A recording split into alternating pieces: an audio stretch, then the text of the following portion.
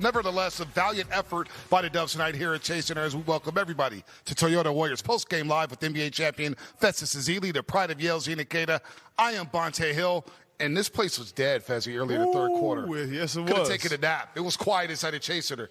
And then with Pat Spencer, Quentin Post, J.K., Seth Curry coming off the bench, this place was alive. They came back and, hey, they staggered the chaps for a bit. Bench mob was alive and well in the second half. Let's start off with the first, Bonte. First half, Warriors turned the ball over. 11 turnovers. They were letting the Oklahoma City Thunder get whatever they want, get to the rim at will. Fast break points, 12-2.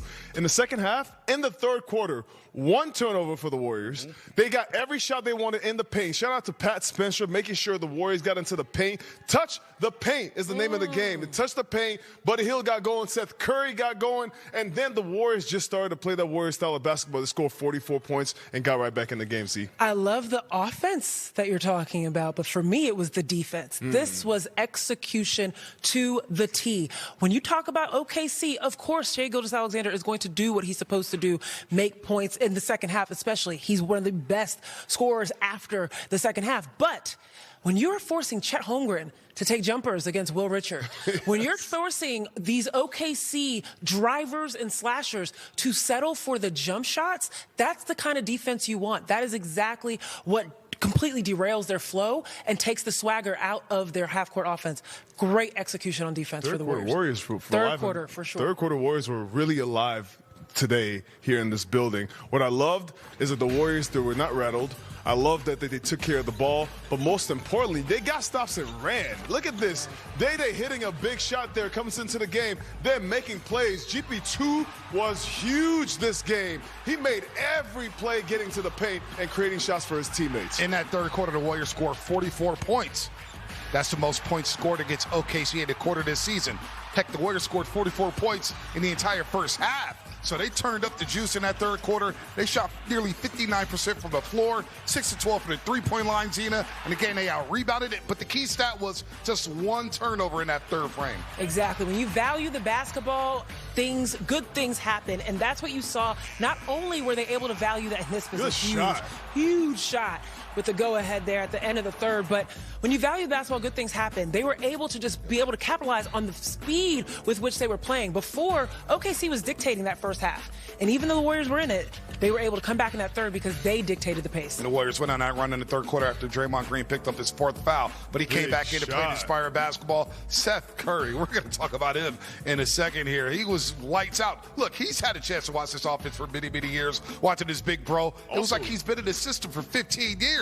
He played excellent basketball. You look at the Warriors, have the lead right here with Pat Spencer, who tied a career high with 17 points. Whether or not he should have finished the game is a debate maybe for another day, but Pat Spencer's coming a long way here.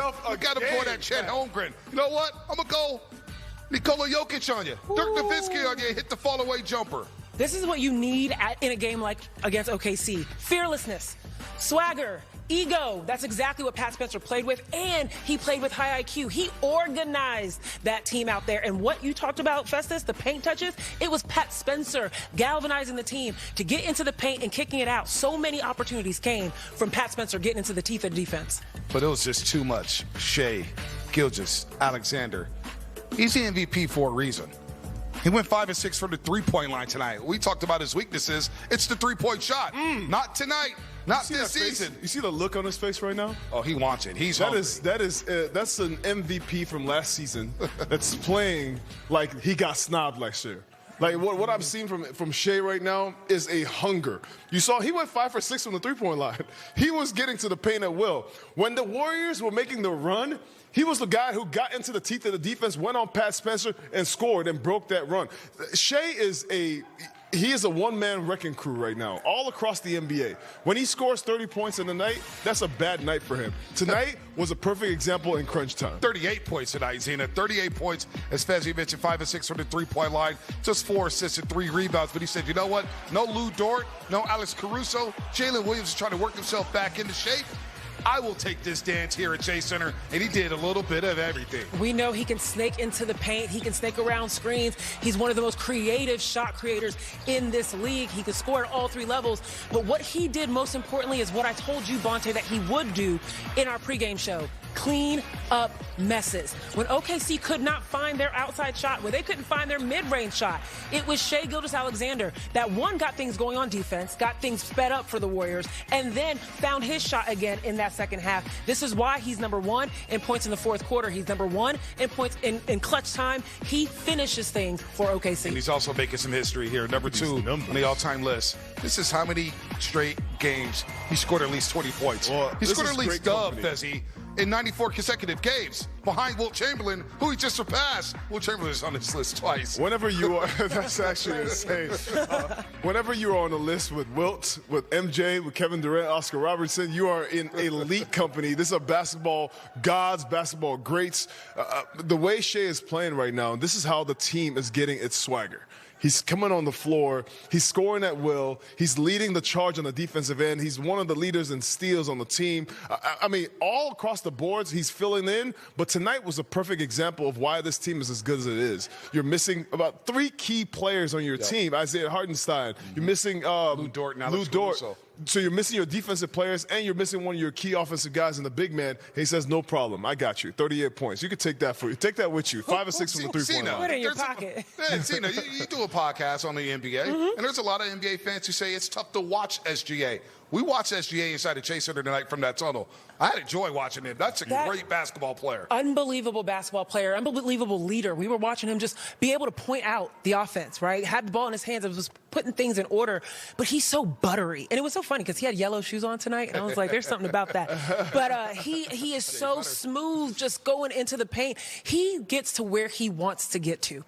That's just what's so special about him is that you have to find a way to stop him. But he has a counter move to your counter move to your counter move. And it doesn't do too much. He doesn't exert too much energy. He gets to his spots with ease, and then he gets up, and it's that face, right? It's the gestures, and his team is on the bench rallying him up, revving him up, and it's just fun to watch. And I love that they're a pack like that together. Smooth like butter. SGA, no doubt about it. Tom, whose hands do you want the ball in? SGA, no doubt. The ball in his hands. He's getting to the rim. He's shooting threes. And when Shai is shooting threes, when he starts to get that comfortable, then Oklahoma City is really tough to beat. Shooting 48, just under 48% last month. That was his Achilles heel last year. Right. That's why I said he got better this season at getting to the spots that he wants to get to. 5 or 6 tonight. If he becomes a 3-level scorer, the MVP is basically his. I don't care what Nikola Jokic is doing out in Denver. It's going to be a hell of a race for the MVP award as well as the NBA championship in the Western Conference. However, Jimmy Butler looked a little tight in that second quarter, moving around very gingerly. Remember, he was questionable tonight with a glute contusion. Well, he did not play in the second half for the Golden State Warriors. We thought, they could be in some serious trouble here. Jimmy just 2 of 7 from the floor. 6 points, but it was the left knee soreness. So this is another injury to monitor for the Golden State Warriors. Again, Jimmy Butler, left knee soreness, Fezzi.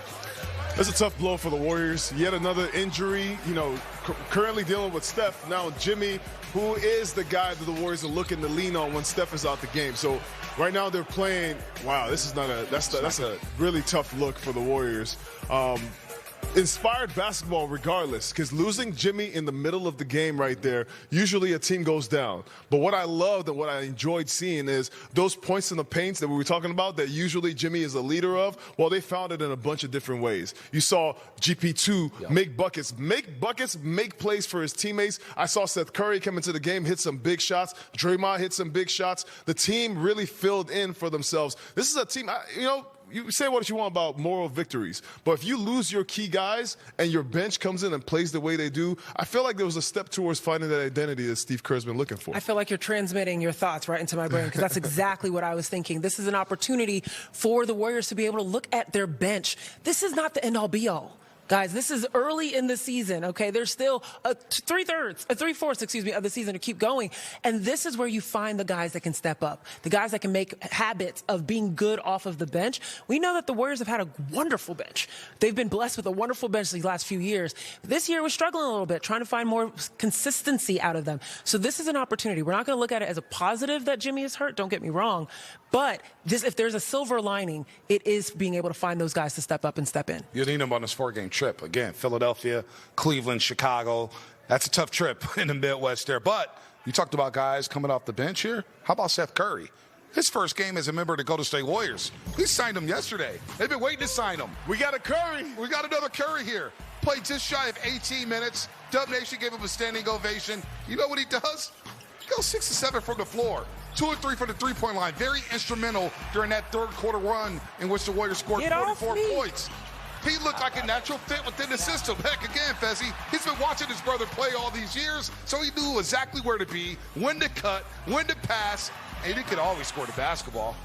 Not only has he been watching his brother play these years, he's been watching this team play all season long, just waiting for his opportunity. Just got signed earlier this week, and now he's just back on the floor, and his first bucket was tough. A step-back jumper with a hand in your face. From there, it was just on and popping, all right? Seth Curry was trying to – I thought they needed to draw more plays for him. Yeah. And now the Warriors are seeing what he can bring to the floor. It's just good to have him on the floor with Steph Curry missing and that three-point shot.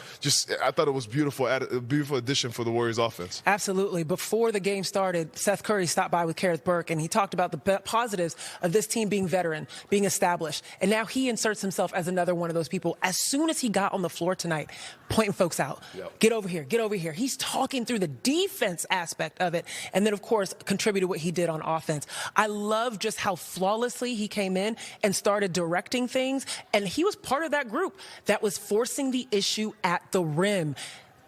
Seth ain't but so big, okay? Right. So the fact that Seth is doing that, GP2's doing that, Pat Spencer's doing that, this was great for him to model that for the young guys. The best part of this all is that, that number 31 jersey looks so good on him. I love that number on him.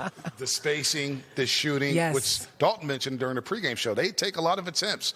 One of the top teams in the league when it comes to three-point attempts. They don't make as much. They're in the middle of the pack there, but you had a three-point shooter like that who we knew shot in the mid-40s last year. Seth Curry's going to help this basketball team. And now Steve Kerr's got to figure out who's going to get minutes on this roster. Well, a lot of people put their best foot forward in that third quarter for the Warriors tonight. Pat Spencer, Seth Curry, but they do fall short. They finished 2-3 on this 5-game homestand. They're now 11-11 on the season. So they got to get rolling here. Moral victories are all good, but Steve Kerr, he wants to see some wins. We'll hear from the head coach of the Dubs on the other side.